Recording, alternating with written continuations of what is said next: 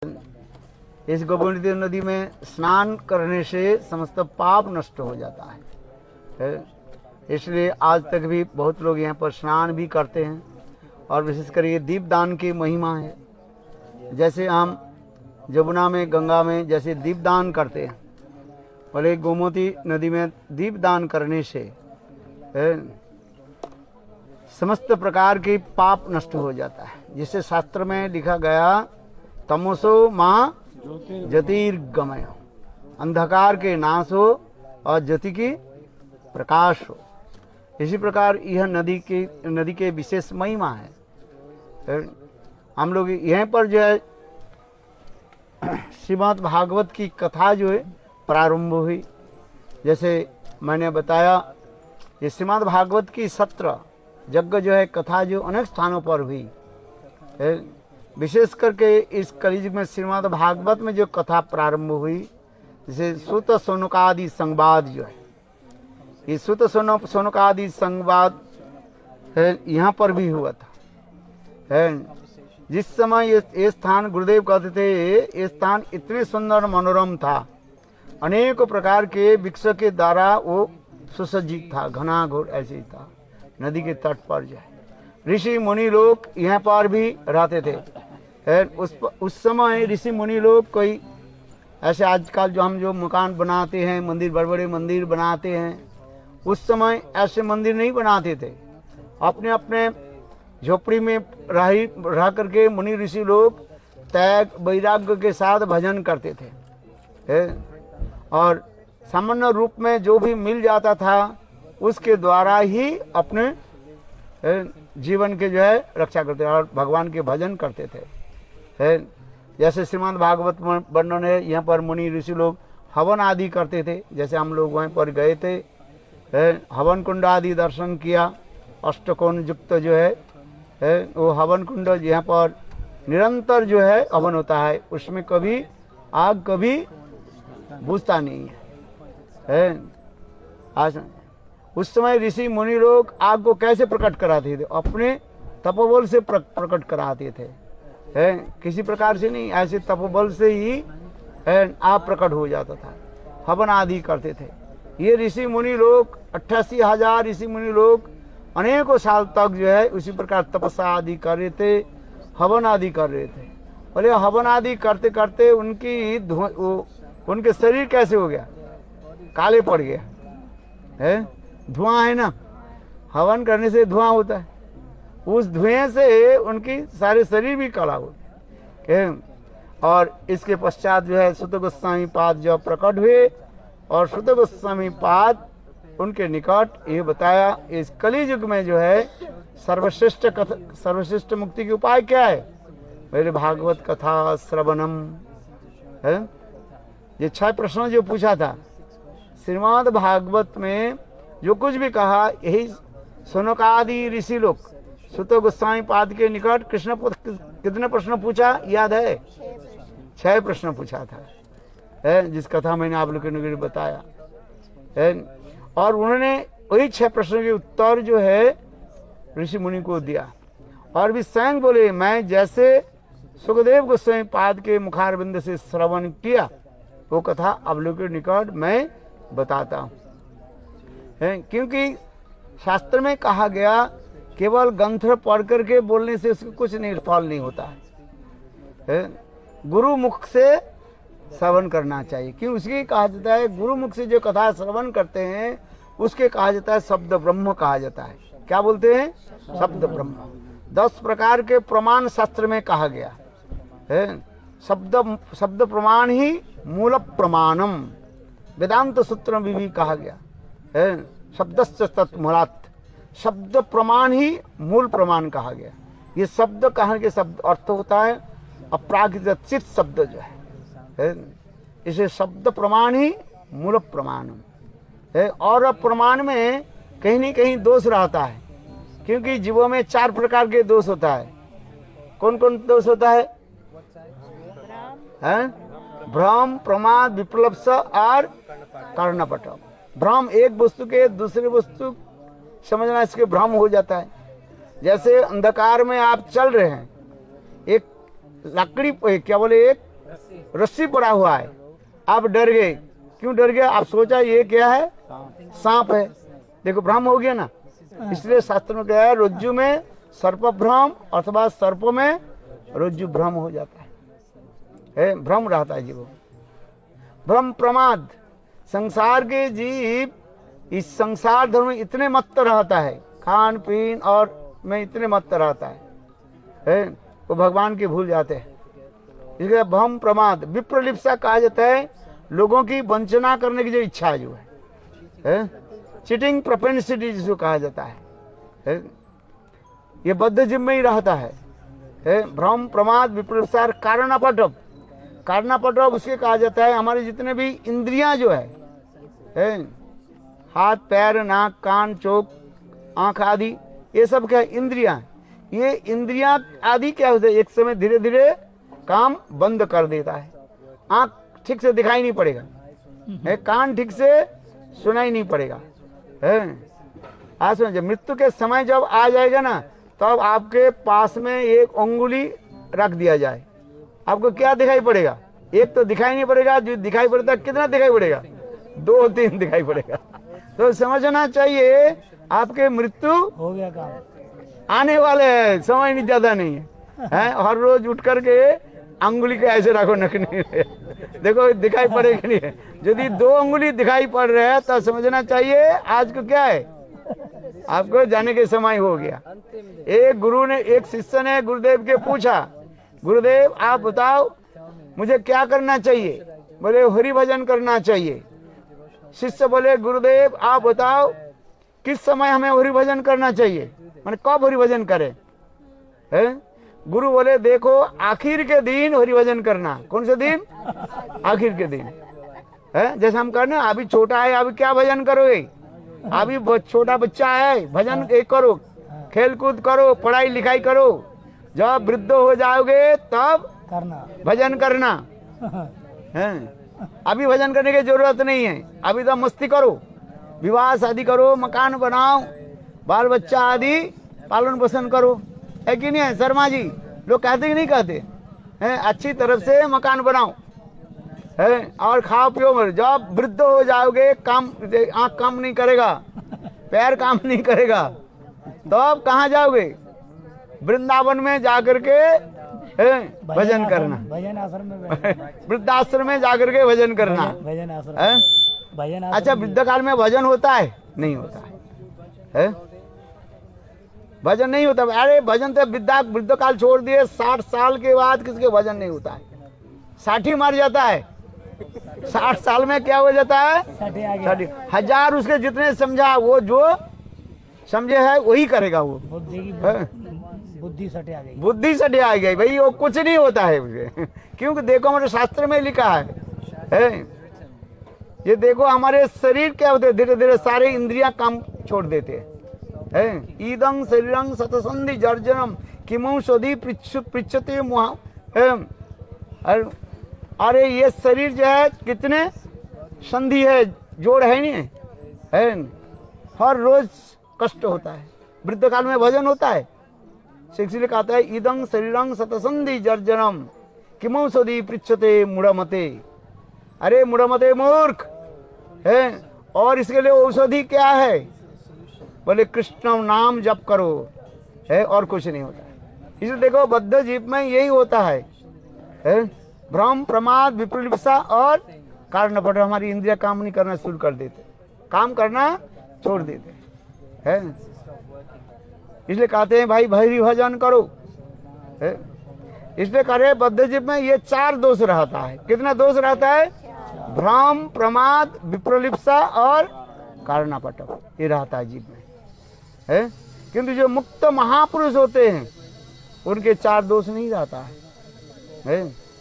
वो दिव्य नेत्र से वो सब दर्शन करते रहते रहे। जिस प्रकार व्यास प्रसादेन, व्यास देवी के कृपा से संजय धृतराष्ट्र के निकट सारे कुरुक्षेत्र की युद्ध की वर्णना करने लगे, बोलने लगे। गीता में लिखा है ना, व्यास प्रसादेन, व्यास देव के कृपा से संजय सब कुछ दर्शन करके धृतराष्ट्र के बताया है।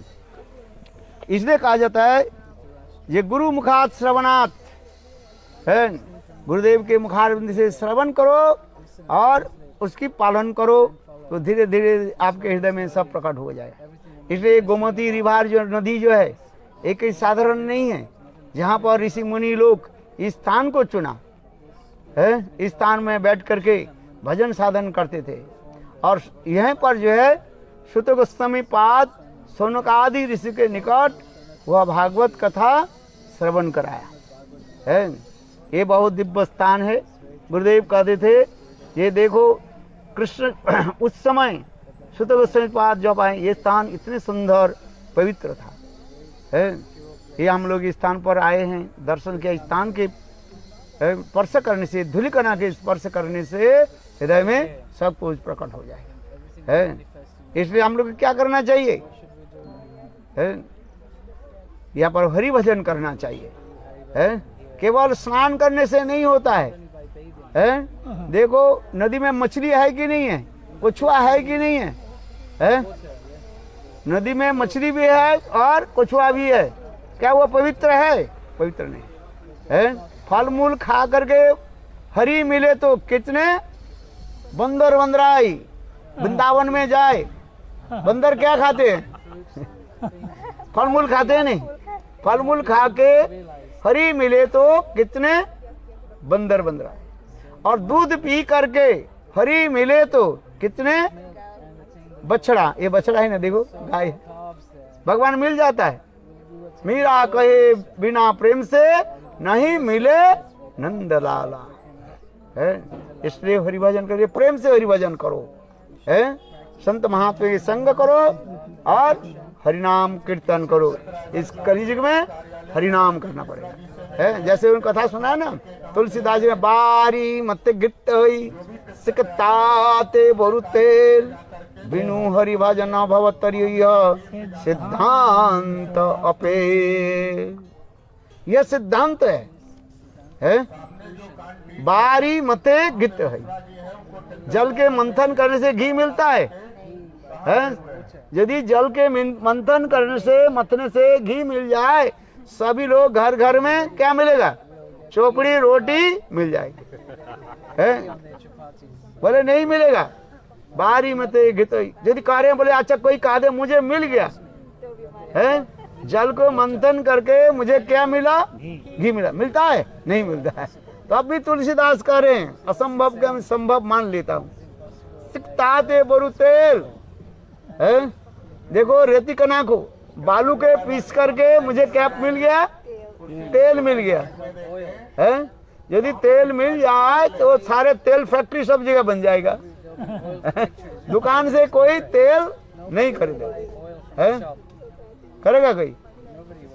तथापि तुलसीदास जी कह रहे हैं अच्छा ये असंभव है, मान लिया है। ये रेत कणा को यानी बालू को पीस करके मुझे तेल प्राप्ति हो। किंतु किसी ने कहा दिया मैं हरिभजन नहीं किया, भगवत नाम जप नहीं किया और भगवान मुझे मिल गया है, ये झूठ है। ये सुनिए, इसलिए कहता है सबको हरिभजन करना पड़ेगा है। और कलियुग में विशेष करके हरिभजन क्या है? ये भागवत कथा श्रवण करो और हरिनाम करो। हरे कृष्णा कृष्ण कृष्ण हरे हरे, हरे राम राम राम हरे हरे। कलियुग में केवल बोलो नाम आधारा सुमेरु सुमेरु नर उतरहि बार। कुछ भी कर लीजिए, भागवत भी पढ़ लीजिए, यदि हरिभजन नहीं किया, हरिनाम नहीं किया, कुछ नहीं मिलेगा। इसलिए कहता है हरे नाम इव केवलम कलो नास्तेव गतिरन्य है। शर्मा जी ठीक है कि नहीं है? कुछ भी कर लीजिए, जो कुछ भी करना है, दान पुण्य सब कुछ कर लिए, अच्छी बात है किंतु क्या करना पड़ेगा? हरिनाम करना पड़ेगा है। ललाट में तिलक रखाओ, जैसे आप लोग ने रखा तिलक, बहुत अच्छा लग रहा है कि नहीं है? ललाटे तिलकं नास्ति कंठे नास्ति त्रिकंठिका और हृदय नास्ति गोविंद स नर पशुर उदाहृत। शास्त्र की वचन है। यद्यपि ये वचन हमें सुनने में क्या लगते हैं? कड़वा लगते हैं ना, करेला जैसे लग रहे हैं, किंतु क्या करे, शास्त्र में तो लिखा ही गया है। क्या रखना चाहिए? ललाट पर तिलक लगाओ, है। जैसे हमारे देखो क्या नाम है, पंडित जी, तिलक अच्छा लग रहा है कि नहीं लग रहा है? उसके फोटो ले लो, है, और इंटरनेट में दो, बोले देखो हमारे पंडित जी के कैसे सुंदर तिलक रखा। और हमारे कहाँ गए हो? राम प्रभु। हाँ, मिश्रा जी देखो, है तिलक है कि नहीं है?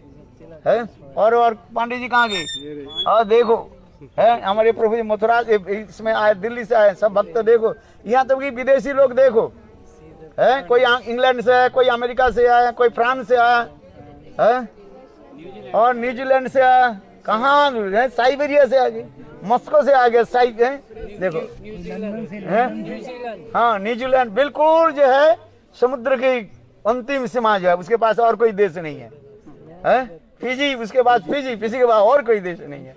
ऐसे देखो देश से लोग आए, देखो उन लोग भी तिलक धारण किया कि नहीं किया है? और भी देखो धोती भी पहनी हुई है और साड़ी भी पहनी हुई है। हमारे भारतीय सभ्यता संस्कृति उसके कहा जाता है? गर्व से कहो हम क्या है? हिंदू है। हिंदू में क्या रखना, चोटी रखना चाहिए कि नहीं चाहिए? देखो हमारे पांडे जी चोटी रखा कि नहीं रखा? हाँ, सब भी रखा है। हाँ, अभी रखा, अरे अभी तो रखे नहीं, बहुत दिन से रखा तो है ना, है? हाँ, बहुत अच्छी बात है। भूला शाम को घर आ जाए तो भूला नहीं कहा। हाँ बस, इसलिए ललाट पर तिलक रखना चाहिए और शिखा रखनी चाहिए, है? हाँ, समझ में नहीं? भागवत में भी लिखा गया, शास्त्र में ही लिखा गया, ललाटे तिलकं नास्ति कंठे नास्ति त्रिकंठिका। गले में क्या रखना चाहिए? त्रिकंठिका रखना चाहिए, गले में तुलसी माला रखना चाहिए, शास्त्र में लिखा गया। प्रातः स्नानं नरकं जाति माघ स्नान विशेषत परस्त्री कंठ संलग्ना वैकुंठमाप्नोति। है, कितना सुंदर श्लोक है। प्रातः स्नानं नरकं जाति, प्रातः काल में स्नान करने से जीव कहाँ जाता है? कहाँ माने स्वर्गलोक में चले जाते हैं। नित्य प्रत्यह हर रोज प्रातः काल में उठ करके स्नान करने से कहाँ चले जाते हैं? स्वर्गलोक। प्रातः स्नानं नरकं जाति, नरकं जाति, कहाँ माने स्वर्गलोक। और फिर नरकं, जो प्रातः काल में स्नान नहीं करता है वो कहाँ जाता है? नरकं जाति, नरक में चले जाते हैं। इसलिए प्रातः स्नानं नरकं जाति। माघ स्नान विशेषत, माघ महीने में त्रिवेणी में जाकर के गंगा जमुना सरस्वती ये तीनों नदी में, तीन नदी के संगम स्थल, वहीं पर जा वास करने से, स्नान करने से कहाँ पर? सप्तलोक में चले जाएंगे, विशेष स्थान पर चले, स्वर्ग के ऊपर। अब परस्त्री कंठा संलग्ना, परस्त्री माने पर माने श्रेष्ठ, सी माने तुलसी, गले में तुलसी धारण करके जो नित्य प्रत्यह स्नान करते हैं उसके कहाँ जाता है? वैकुंठमाप्नोति, वैकुंठ प्राप्ति हो जाता है। इसलिए गले में क्या धारण करना चाहिए? तुलसी धारण करना। यहाँ वो परस्त्री ने दूसरे के स्त्री को कान पकड़ कर स्नान करो, हाँ ये मूर्खता, लोग उल्टा अर्थ कर देते हैं। दूसरे के स्त्री को तो दर्शन करना नहीं चाहिए, उसके दर्शन करना है कैसे? दूसरे स्त्री को कैसे दर्शन करो? मातृवत, परद्रव्य लुष्ट्रवत, पर नारी मातृवत, शास्त्र में लिखा गया है। स्त्रियों के कैसे दर्शन करो? माता के स्वरूप में दर्शन करो। हमारे भारतवर्ष छोड़ करके और किसी देश को ऐसे सम्मान नहीं देते हैं। क्या बोलते हैं? भारत माता की जय, कहते हैं नहीं हम लोग, है भारत माता। भारतवर्ष हमारे क्या मातृ स्वरूप है। इसलिए भारतवर्ष में जन्म ग्रहण करने के लिए सारे देवता लोग भी स्तुति करते हैं। भागवत में भारत के इतने महिमा कहा जाता है। ये भारतवर्ष के नाम कहाँ से हुए? ऋषभ देव के पुत्र भरत महाराज के नाम से भारतवर्ष नाम हुआ। कुछ लोग कहते हैं शकुंतला के पुत्र भरत के नाम से भारतवर्ष है, किंतु श्रीमद् भागवत कहते नहीं, ऋषभ देव के जो पुत्र भरत महाराज के नाम से ये भारतवर्ष नाम। पहले नाम था अजनाभ वर्ष है, किंतु देखो ऋषभ देव के पुत्र भरत महाराज के नाम पर ये भारतवर्ष नाम है। यह भारतवर्ष से कहते हैं भारत भूमि ते जन्म होई लजार, जन्म सार्थक करी करो परोपकार। भारतवर्ष में जन्म लेना भी बहुत कठिन है, इसलिए देवता लोग भी प्रार्थना करते हैं, हे प्रभु मुझे भारतवर्ष में जन्म दीजिए।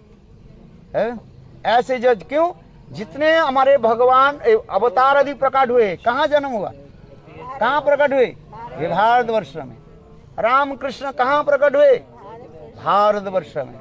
भगवान रामचंद्र त्रेता युग में कहाँ प्रकट हुए, अयोध्या में। भारतवर्ष है कि नहीं है। परात्पर अखंड विश्व ब्रह्मांड के लोकनायक संग वृंदन श्याम सुंदर कहाँ प्रकट हुए, वृंदावन में है। देखो सभी ऋषि मुनि, इसलिए भारतवर्ष कहा जाता है, तपोभूमि कहा जाता है, ऋषि भूमि कहा जाता है। जितना हमारे पवित्र नदी है भारतवर्ष में ही है। आज सुन, इसलिए भारतवर्ष में जन्म लेना ये कोई साधारण बात नहीं है। लोग सोचते हैं ऐसे ही हो गया हमारे जन्म, ऐसे नहीं। भगवान चांस दे रहे हैं। भगवान हमें क्या दिया, चांस दिया। ये एक बार भारतवर्ष में जन्म दिया, देखो ऐसे पवित्र नदी है, यहाँ पर जाओ, यहाँ पर कहीं न कहीं आपके भगवत नाम सुनना पड़ेगा।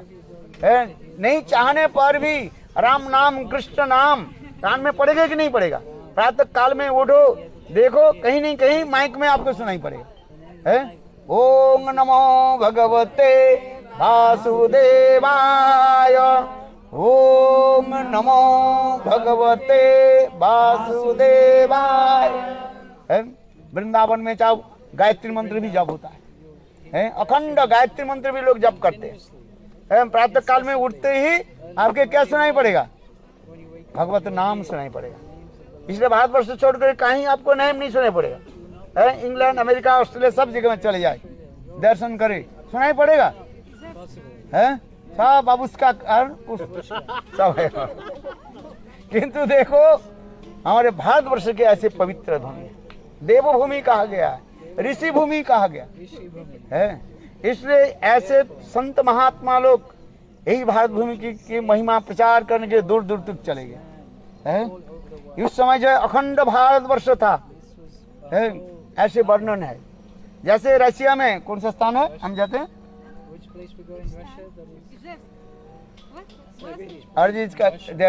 ऋषि